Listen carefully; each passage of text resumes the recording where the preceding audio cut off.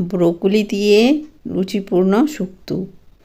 Evergreen 757 চ্যানেলে আপনাদের স্বাগত। আজ শুক্তো করব ব্রোকলি দিয়ে। ভিডিওটা সম্পূর্ণটা দেখার জন্য অনুরোধ রইল।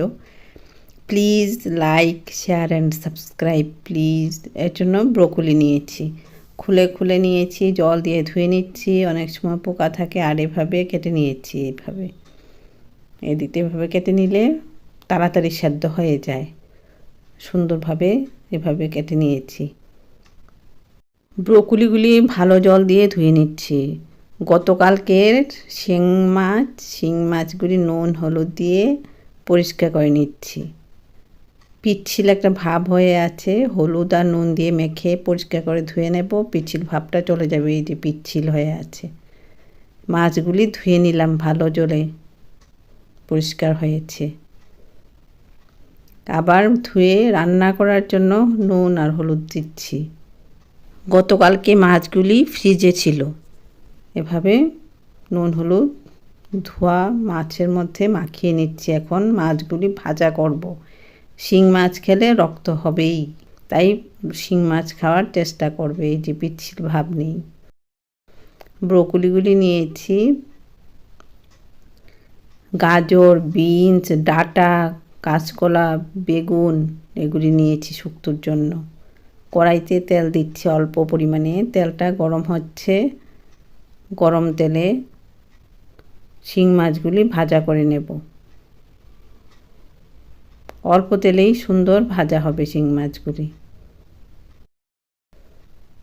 কড়াই ভালো করে গরম করলে শিং মাছ বা যে কোনো মাছই ভালো করে ভাজা করা যায়। শিং মাছগুলি এখানে ভাজা হয়ে যাচ্ছে। মিডিয়াম ভাজা করব, বেশি ভাজা করলে গুণ চলে যায়। মিডিয়াম ভাজা করলে শিং মাছ দিয়ে রান্না করলে মাছের গুণ থাকে এবং রক্ত হয় মানব শরীরে। এগুলি ভাজা হয়ে গেছে, এখান থেকে এগুলি তুলে নেব।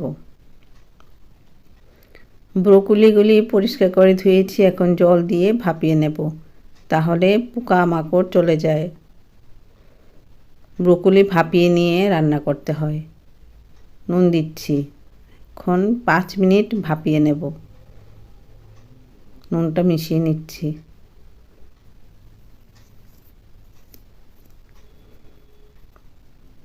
ঢাকা দিয়ে দিলাম। এই ফ্লেমে ব্রোকলিগুলি এভাবে সেদ্ধ হচ্ছে। এই ফ্লেমটা একটু লো করে দেব।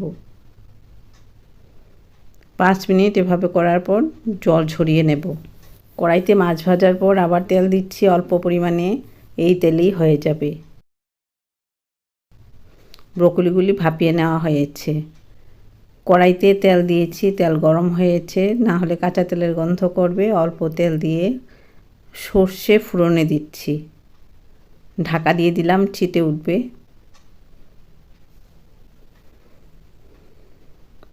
সর্ষেটা হলুদ সর্ষে, এটা ব্রাউন হবে, কালো হবে না। ব্রাউন হয়ে গেলে সবজিগুলি এখানে দেব।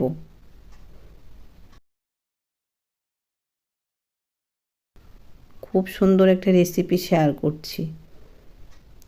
সর্ষেটা লাইট ব্রাউন হয়ে গেছে। এখন এই যে গাজর, কাঁচকলা, ডাঁটা, বেগুন সব দিয়েছি।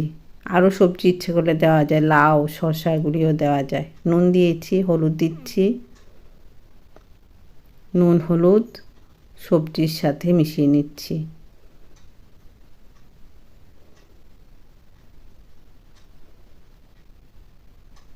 এখন নুন হলুদটা মেশানো হয়ে গেল। অল্প পরিমাণে ফ্লাস্ক থেকে জল দিচ্ছি সবজিগুলি নরম হওয়ার জন্য। শুকনো সবজি তো, এগুলি একটু জল দিতে হয়।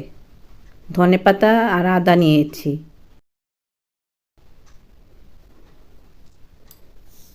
সবজিগুলি জল দেওয়াতে এরকম সুন্দরভাবে রান্না হচ্ছে।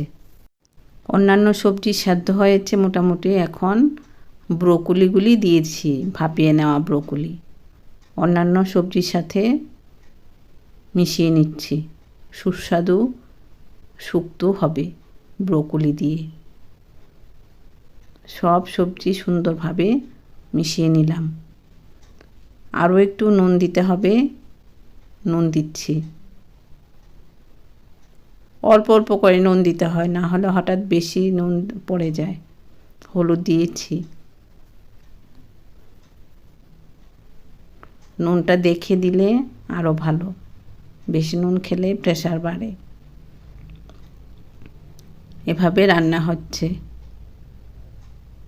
এখন ফুটন্ত জল দিয়ে দিচ্ছি ঝোলের জন্য। এখানে সবজিগুলি আরও সেদ্ধ হবে এই জলে। নুন দিয়ে দিচ্ছি, জল দিয়েছি ঝোলের জন্য, নুন দিয়েছি, হলুদ দিয়েছি।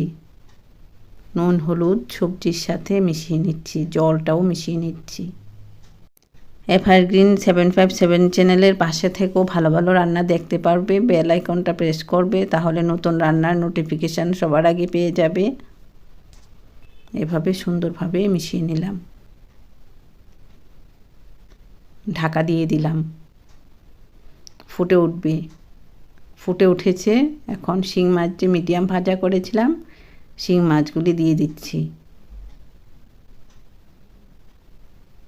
মাছগুলি এখানে সেদ্ধ হবে, ফ্লেমটা লো করে রেখেছি। ফুটে ওঠার পর মাছগুলি সুন্দরভাবে সেদ্ধ হবে, ব্রোকলিগুলিও সুন্দরভাবে সেদ্ধ হবে। এখানে ধনেপাতা আর আদা যে বলেছিলাম, এটা পেস্ট করেছি, এটা কখন দেব দেখাবো। ঢাকা দিয়ে দিলাম। ধনে গুঁড়ো 1 চামচে 1 চামচ দিয়েছি। ওই যে আদা আর ধনেপাতাটা বাটা করে এখন দিয়েছি। রান্নাটা কমপ্লিট হওয়ার পর ধনেপাতা বাটা, আদা, ধনে গুঁড়ো দিয়েছি। এখন এগুলি সুন্দর করে মিশিয়ে নিচ্ছি।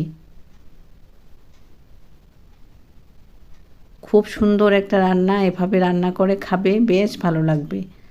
দেশি ধনেপাতা দিয়ে, বিলেতি ধনেপাতা দিয়েও করা যায়, এখন তো দেশি ধনেপাতা পাওয়া যায়। দেশি ধনেপাতা আদা বাটা করে দিলে শুক্তোটা দারুণ লাগে, সঙ্গে ধনে গুঁড়ো দিতে হয়।